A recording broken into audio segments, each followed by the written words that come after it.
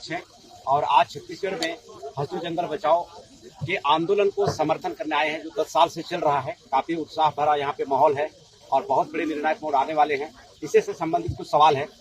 Sir, आदिवासियों के ऊपर पूरे छत्तीसगढ़ में बहुतायत से इनके ऊपर अन्याय अत्याचार किया जा रहा है और भारत देश के जो छत्तीसगढ़ के जो तमाम आदिवासी हैं, राष्ट्रीय आदिवासी एकता परिषद के साथ में मिलके और आपके दिशा निर्देशन में 5वीं अनुसूची का इम्प्लीमेंटेशन में काम करना चाह रहे हैं। सर, इसके संदर्भ में आपसे थोड़ा सा जानकारी इसका लिखित प्रस्ताव अगर हमें हमारे पास भेज दिया जाए तो थोड़ा सा बैठे रहेंगे, समर्थन करेंगे, क्योंकि हम लोग व्यवस्थित करेंगे। चलाना होगा, बताइए। इसके बाद जी। सर, अभी जैसे आपके माध्यम से पूरे भारत देश में ईवीएम के मुद्दे को लेकर देशव्यापी जन आंदोलन शुरू हो चुका है सर। तो अभी लोकसभा का चुनाव 1-2 महीने के बाद में होने वाला है।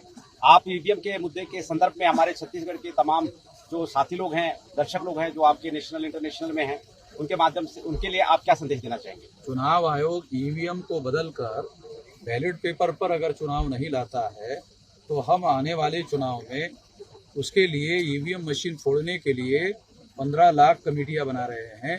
तो हर बूथ पर हम ईवीएम मशीन फोड़ेंगे। जी। क्योंकि वो संविधान के विरोध में काम कर रहे हैं। तो हम लोग इस वजह से हमारे वोटों की चोरी होगी। वोटों की चोरी करके जो लोग सरकार लाना चाहते हैं हम उनको रोकेंगे। जी।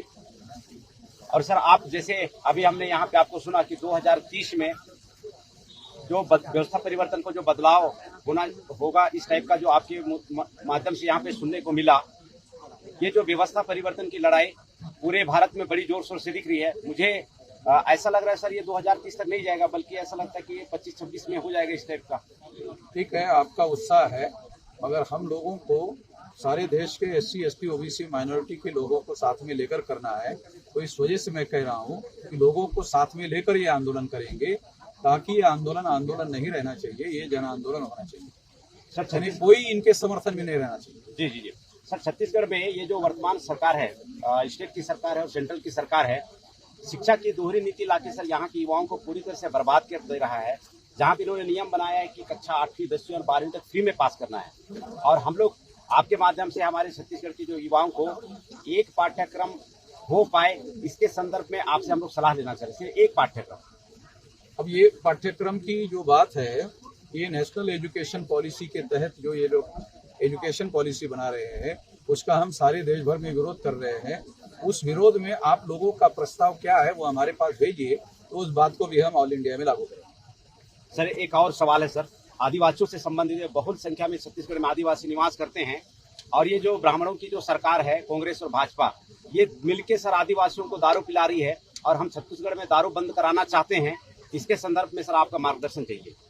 दारूबंदी का आंदोलन चलाया जाना चाहिए, मगर दारूबंदी के लिए पहले हमारे आदिवासियों का समर्थन हासिल करना चाहिए। जी। क्योंकि हमारे जो आदिवासी लोग हैं गाँव में, अपने घरों में ही वो दारू पैदा करते हैं जी, और वो घरों में दारू पैदा करके मार्केट में नहीं खरीदते, घरों में ही बनाते, घरों में ही पीते हैं। तो उनका हजारों सालों का ये चल रहा है। तो इसके लिए, इसके बारे में जब तक आदिवासी लोगों का समर्थन हम लोगों को नहीं मिलेगा, तब तक ये इशू लेना ठीक नहीं है। जी, क्योंकि हमारे लोगों का समर्थन लेना पड़ेगा। अब उनका हजारों सालों का परंपरागत है, वो खुद बनाते, वो मार्केट से नहीं लेते हैं।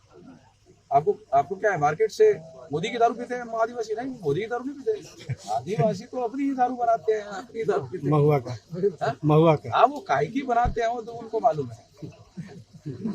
सर, ये हसदेव एक चीज की थोड़ी बनाते हो, कई चीजें, उसमें महुआ एक चीज है। सर, हसदेव जंगल बचाओ के समर्थन में सर आप सरकार को, छत्तीसगढ़ की सरकार को 10 दिन का अल्टीमेटम दिए हैं, और 10 दिन में आपके डर के वजह से बंद हो जाना चाहिए, क्योंकि डरते बहुत ज्यादा हैं आपको। अगर भाई दबे 10 दिन के बाद में ये जो सरकार है सर, अगर ये ऐसा नहीं करती है तो अगला जो एक्शन है सर, वो देखो, पहले तो 22 राज्यों की जो आदिवासी क्षेत्र है ऑल इंडिया में जी, तो ये लोग अभी चुनाव में तो वहाँ प्रचार के लिए जाएंगे, तो उस इलाके में घुसने नहीं देंगे, बंदी कर देंगे। जी। आदिवासी इलाकों में इनकी गाड़ियां घुसेगी नहीं, घुसने नहीं देंगे। जी। अभी जैसे फॉर एग्जांपल है, आदिवासी का मुख्यमंत्री उन्होंने बनाया, तो आदिवासी ने जूते मारा। अब जब मुख्यमंत्री को जूते मारा तो फिर तो और कौन बच गया?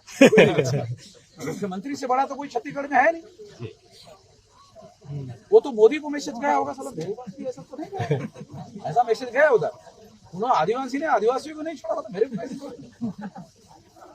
सर, मुख्यमंत्री विष्णुदेव साय और कथावाचक धीरेन्द्र शास्त्री के ऊपर सर फुलपुरी में 9 तारीख को FIR करने की सूचना दर्ज की गई है और इन्होंने गैर संवैधानिक तरीके से सर आर्टिकल 25 का वायलेंस किया गया था और ये भारत मुक्ति मोर्चा के बैनर पे हुआ है और इस लड़ाई को छत्तीसगढ़ के जो मूल निवासी हैं लड़ना चाहते हैं।